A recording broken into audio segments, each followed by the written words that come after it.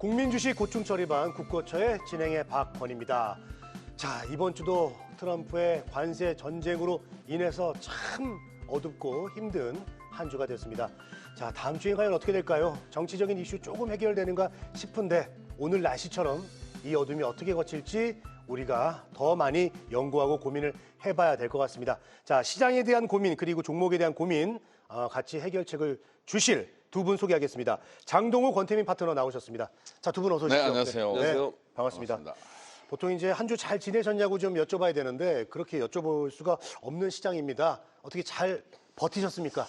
장동우 파트너님. 네, 열심히 버틴다고 버텼는데 네. 아쉽게도 또 미국장이 많이 빠져가지고 월요일 날 일단은 좀 안 좋은 상태에서 빠진 상태에서 출발을 하지 않을까 예상이 듭니다. 일단 트럼프 행정부가 최근에 보면은 그 관세를 이제 본격적으로 하기 시작해 우리나라가 26% 정도. 근데 중요한 게 이제 앞으로 반도체 바이오에 또 준비를 하고 있다고 지금 나와 있고요. 아마 그 시점이 최대한 빠르게 나오지 않을까 예상이 들고요. 근데 중요한 게 이제 그러면서 필라델피아 반도체 지수가 굉장히 많이 빠졌습니다. 낙폭하고 잠깐 수도반 다음에 어제 또 엄청 급락이 나왔습니다. 한 9% 정도 많이 나왔고 안타깝게도 미국 주식들 대형주들 애플, 엔비디아, 테슬라, TSMC, 브로드컴, 마이크로 테크놀로지 이런 종목들이 적게는 5%, 많게는 10% 이상 급락하면서 필라델피아 반도체가 거의 한 9% 이상 10% 육박하면서 빠지고 있고요. 지금 현재도 미국 나스닥 선물이 많이 밀리고 있고요. 최근에 보면 이제 그 영향으로 우리나라 반도체 삼성전자가 한 마이너스 2%, 하이닉스가 6%. 월요일 날도 이 정도가 예상이 아마 될 겁니다. 아마 마이너스에서 출발한 다음에 이 부근에서 버티는지 아마 거기서 더 빠지는지가 굉장히 중요할 거라고 판단 들고요.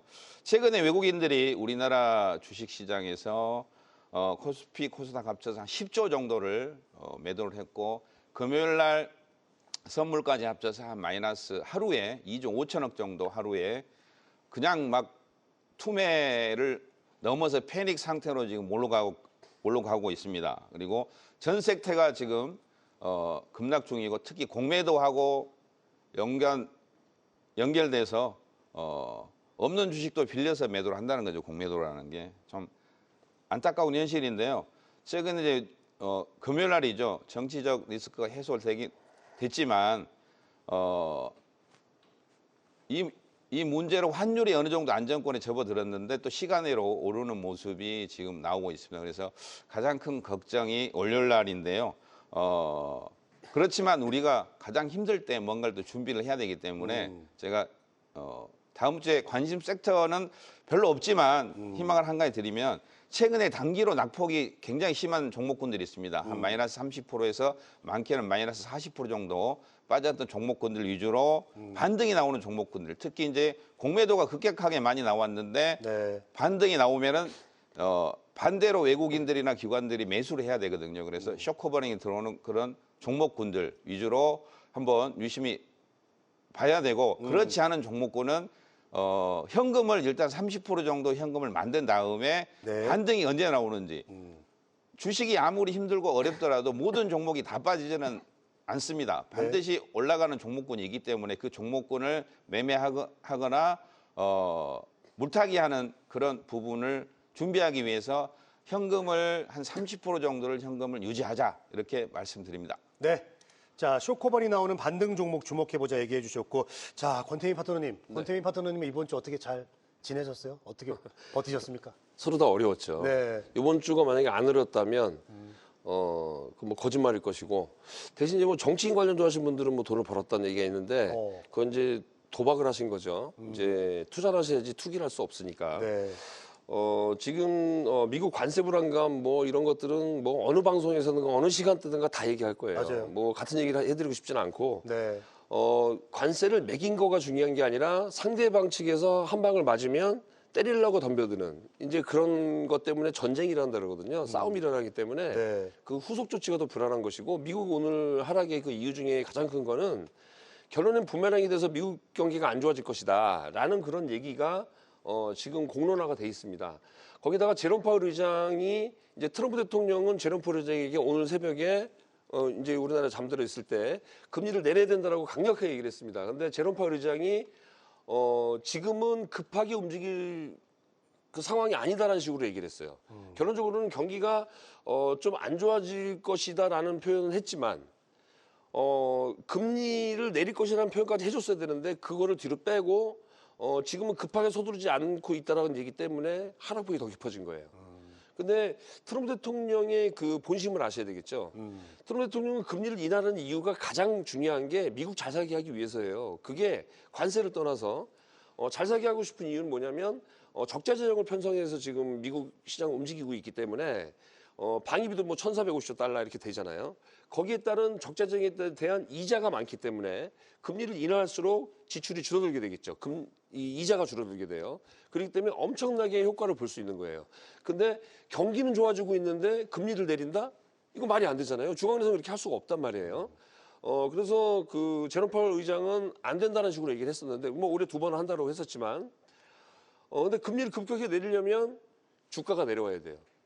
금리를 내려야 주가가 올라가니까 그 효과를 노린다는 것으로 잠깐 아픈데 수술대에 있는 환자나 마찬가지라고 트럼프 대통령이 표현했는데 자신감은 있는 것이죠. 두 개를 다 잡을 수는 없는 거예요. 왜냐하면 인플레이션이 발생했는데 금리를 인하한다 더 인플레이션이 올라가 버리거든요. 그러니까 인플레이션도 잡고 금리를 내릴 수 있는 이 두 가지는 말도 안 되는 걸 지금 하고 있는 거예요. 그러니까 그만큼 아픔이 오고 고통이 오는 건데 뭐 우리나라 사람이든 미국 사람이든 일단 국민이 잘 살고 경기가 좋아져야 되잖아요. 그렇죠. 거기에 따라서는 좀 안 좋은 얘기를 들을 수밖에 없는 상황이고 그렇지만 트럼프 대통령이 기업가 출신으로 어떠한 정책을 쓸 수 있다는 건 여러분들이 다 아실 거 어떤 성격이라는 걸. 그래서 딱 목을 딱 조이는 척하다가 약간 풀어주면서 이 정도면 되겠어라고 해서 고마웠다는 얘기 듣고 얻을 거 다 얻는다는 것이죠. 그런 걸 봤을 때는 금리 인하가 진행이 되는 순간부터가 지수의 반등이다라고 보시면 될 것 같고 공매도 세력도 제가 지난번에 말씀드렸어요. 방송 출연해서 공매도 세력들이 첫날에 거의 90%가 외국인이 쳤다 그랬거든요. 근데 공매도를 친 사람들이 그 다음날 우리나라 반등이 났을 때도 제가 말씀드렸어요. 방송에 출연해서 이거는 공매도를 처음 친 세력들이 그냥 두지 않을 것이다. 그런데 미국 시장보다는 우리나라 시장은 그래도 좋았단 말이죠.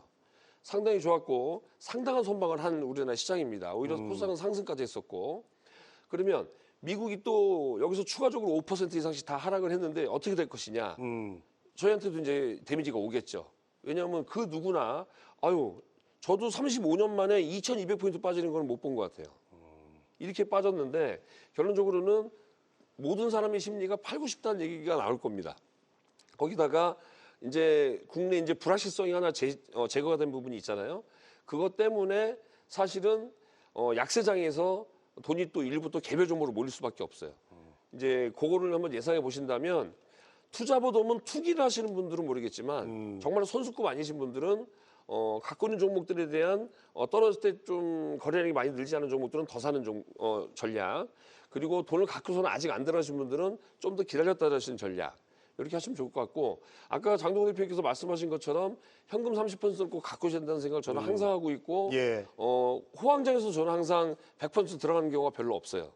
그렇기 때문에 일단은 현금을 어느 정도 갖고 있어야 더 떨어졌을 때 공격을 할 수 있어요. 네. 마지막 총알 한 방이 현금 10%가 내 계좌를 살릴 수 있습니다.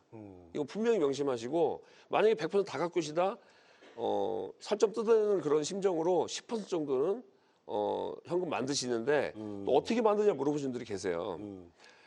투자자분들이 돈을 만드는 방법은 여러 가지가 있습니다. 한 종목을 팔아버리는 것도 있고 그렇죠. 있는데 10종목을 갖고 계신다면 그중에 10종목에 대해서 1%씩만 팔면 다 팔지 않고도 현금 마련할 수 있거든요. 어느 정도 만들 수 있죠. 그런 식으로 전체를 팔지 마시고 일부씩이라도 매도해서 현금을 조금씩 확보해 놓는 그랬다가 그 종목 다시 들어갈 수 있는 그런 전략 좀 세우셔야 되고요.